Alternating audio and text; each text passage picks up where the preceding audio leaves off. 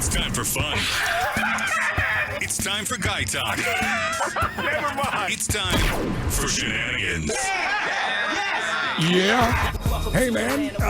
Appreciate you being patient with me this week, Carl. The voice is weak, Godfather. It's weak. I've been struggling with this latest respiratory issue. Turns out my doctor said, yes, I did get the cough from the dog. I got kennel cough from Mike. And the meds are working, though. But, of course, I'm losing the ability to scratch my own nuts. I was going to say. It's kind of an issue. It's a win-lose situation. But, yeah, so I'm getting better. I'm on meds today. So it's been a theme this week. A lot of drugs on me. Not on you, Carl, but just on this side of the broadcast studio. As long as you're getting better. But thanks for your patience. I hate to sound like Frank Pantangeli.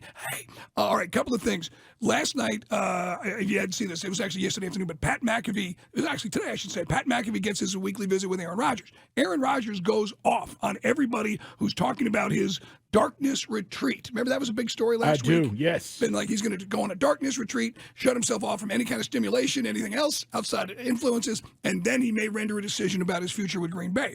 Goes on Pat McAfee show Tuesday, and he says, well, you know what? Ian Rapoport and Schefter, they're nice guys, but they don't know anything about my personal life. They have no link to my inner circle, and wherever they're getting their information, he goes, it's complete BS. Wow. Okay. Well, listen, they know a lot of guys. They talk to a lot of guys. They talk to agents, etc.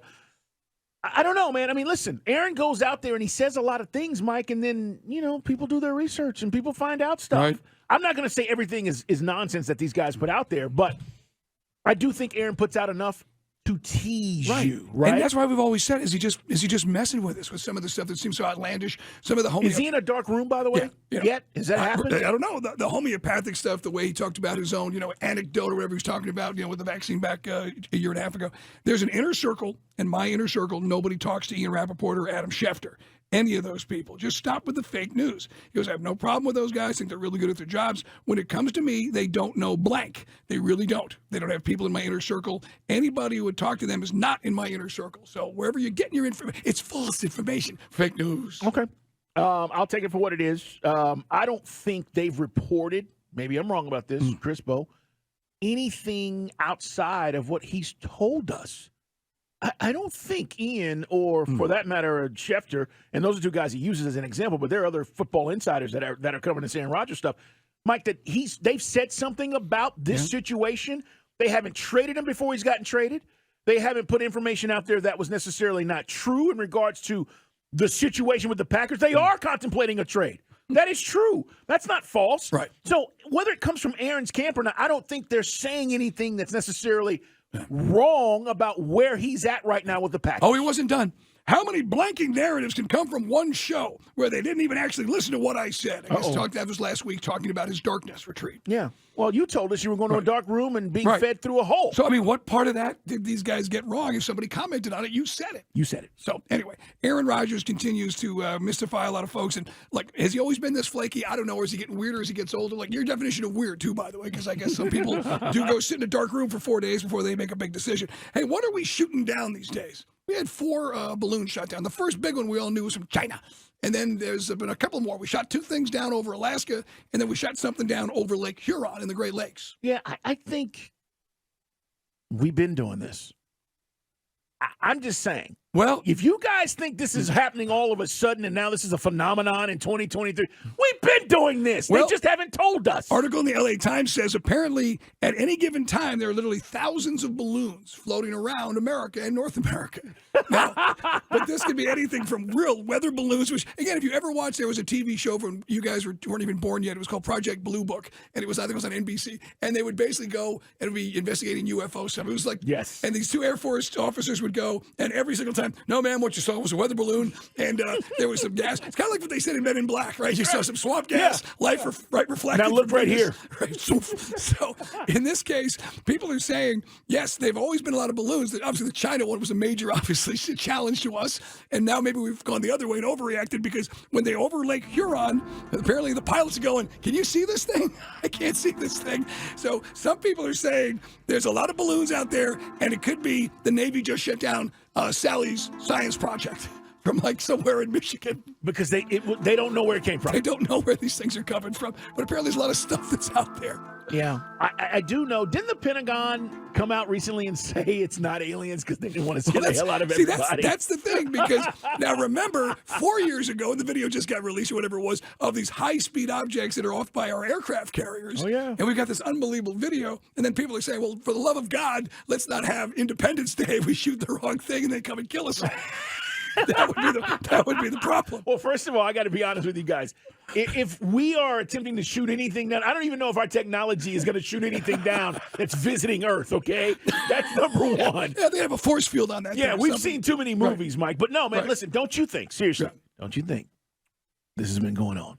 Well, I think China's been screwing with us for years, and the Russians might be doing it too. And who knows? Maybe we're sending balloons over there. I don't know. But now, because let's be honest, most of us were like, "How'd they let this thing go all the way?"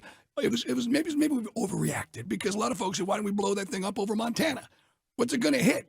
Nothing. There's nothing out there." I know they're over the missile bases. So I was like, a little something screwy here. But now I think they're probably overcorrecting. Now we're just shooting everything down. Yeah, but I also think.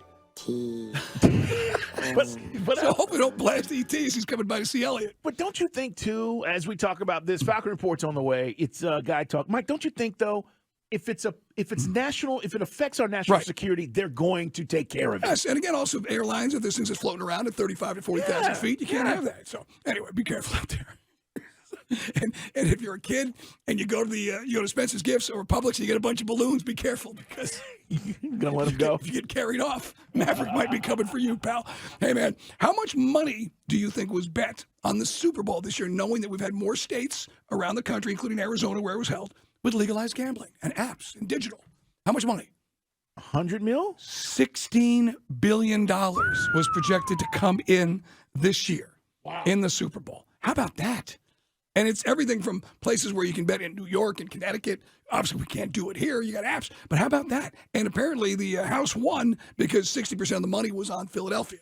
So most of the bets were Eagles-centric. Prop bets, of course, we talked about. Yeah. But, they said that most of the money in the weeks leading up, and, of course, big bets were placed. A lot of stories were written about somebody in L.A. placed $1 million bet last minute on the Eagles. Either way, 60% of the handle at most books was riding on the Eagles, and a lot of folks took a lot of big bets for Mahomes. A lot of money was waged on Patrick Mahomes at plus 130 to be the Super Bowl MVP. Okay. And that's easy money. It was. I mean, we knew it was going to be one of these. We felt like it was going to be one of these quarterbacks who played. They both played great. By the way, somebody asked me today, they said, if Jalen Hurts got the MVP, would you guys have been upset? No, I mean, I got to be honest. I could have given the MVP to C.J. Stroud in the Peach Bowl. Yeah. For what he was doing. Hey, one last nugget on the Super Bowl. Chris played the audio earlier for guys who missed it. A lot of hullabaloo now. More people saying, what the heck happened to the field? We talked to Chuck Smith about it. Eagles defensive ends falling down. The field was trash. It got even worse after Rihanna's halftime show. Take a listen. Basically, the halftime show, which basically spanned the entire field, it compressed the grass, it heated it up, and it got it slick. So it basically increased the moisture in the grass because it didn't allow it to breathe because it pressed down on the grass. Classic. And then you take the halftime show off the grass, and it's kind of a little bit wetter. And in the third quarter, everybody was sliding around. So there you go. So it was that bad. The logo area, people are saying, how can you ever put a Super Bowl back in Arizona if you can't get the field right? So stay tuned for that one. I know, man. And that stadium's cool. I mean, there's so much to do out there with the waste management tournament going on. It's a perfect location. It is. I just think nobody, with all these people who are responsible for the field, Mike, nobody said, hey. Right. Rehearsal. This grass looks kind of wet here.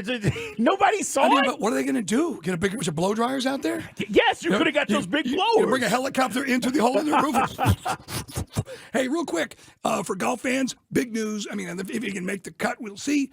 Tiger Woods, with all the issues he's had with his back, with his knees, with everything, the car accident, he's going to try to play at Riviera this week. Yeah, he said, and they were. By the way, this is the first event that he's done with no cart.